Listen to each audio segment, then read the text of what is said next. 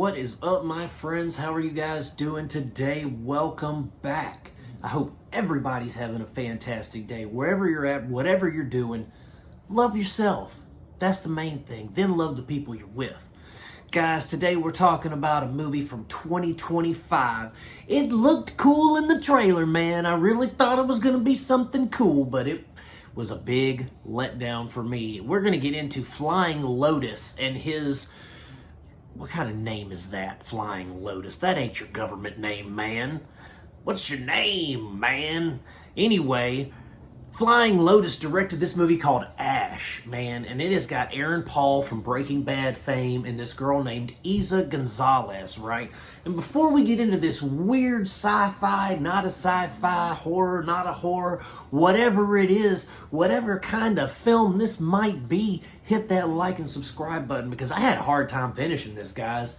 Like, it starts off really solid, you know? Starts off like some good, solid sci-fi films do, where we have a girl with some amnesia. She's like, what's going on? I woke up, can't remember nothing. We're on an alien planet for some reason, you know? It's very ambiguous. It's very, you just don't know what's going on real well. And so I'm following it. And I'm watching this girl, Eiza Gonzalez. I don't remember her character's name because it's not really worth remembering. She's walking around for 3/4 of this movie trying to figure out what's happening with her. And then she finds Aaron Paul's character. He comes in. And then we have this weird, like, paranoid, delusional thing going on with her and him. And it's just, the pacing is so off. And the acting is so off-putting. The writing is like someone from a middle school creative writing class said, hey, teach, look what I can do. And it's almost good enough, almost, to be considered good. Almost, because if you read it, if you were to read the script, you would think, that sounds kind of cool. I like the concept presented in this film. But then when it's put into application, it blows. It blows chunks. It makes you want to rip your eyeballs out because what you're watching is not what was advertised in the trailer. In the trailer, it makes it look like it's this crazy, intense, psychological thriller with a dash of sci-fi sprinkled in, but it's not. It's strictly sci-fi, but it's boring science fiction. It's science fiction that we've seen 100 different times, but done better other times. It's not special. The acting, like I said, is phoned in at the best. It's phoned in. Even from Aaron Paul, like, does he owe somebody alimony? Is that why he made this movie? Because he needed to pay somebody? He owes debts? Does he like racehorses? What is the deal? This Eiza Gonzalez girl, she's a singer and she's a model. And okay, cool. Go back to that because acting ain't it for you. Acting is not it. Go back to modeling. Go back to singing. Whatever you were doing before this, go back to doing it. Aaron Paul, man, you should be ashamed of yourself. I mean, really, dude. I've only seen a couple of movies this year that have really disappointed me when I was kind of looking forward to them, and this is one of the biggest. Because like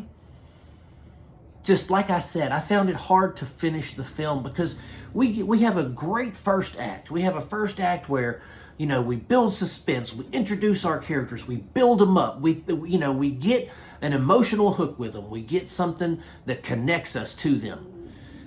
And then for the next 3/4 of the movie, even the final act, our third act, is slow and plodding and boring.